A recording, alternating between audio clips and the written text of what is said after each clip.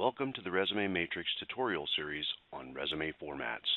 Today, we'll cover all three possible formats a resume can be written in.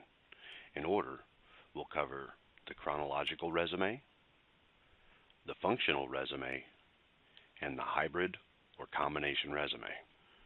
The chronological resume is the most widely known and loved format in resume writing. It's been chosen as such for a number of reasons, but the biggest purpose is it tells employers exactly what they want to know on the resume first, making it easy for them to skim through. So when do you use a chronological resume?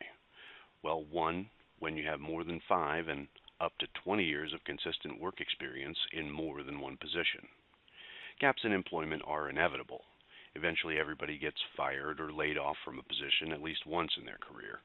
Gaps in employment when using this format should be minimal, meaning use this one if you can cover your gaps by excluding the months on your resume. Adversely, the functional resume is the format least liked by employers. Employers don't like it as much because it's hard to figure out when and where all the skills and achievements on the document came from. It's used as a last resort when neither of the other two formats will work. Functional formats should be used when there are large gaps in employment history that can't be covered up by excluding the months on a resume, or if a person has held a position for more than 20 years, this is the format of choice. And lastly, it's used for job hoppers and short-term assignments, or when a person has an excessive amount of positions they'd like to list on the resume.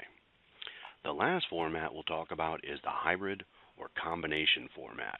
This resume format is used in most of the same pretenses as the chronological resume, except you'll want to make sure you're using it when you have more than 20 years experience and more than one position.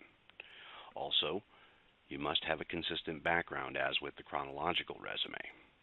Lastly, another good time to use this is when you're trying to bring out larger responsibilities and achievements you had, thereby qualifying you for a position you've done years ago. As you can see, each resume format used in resume writing is specific to your situation.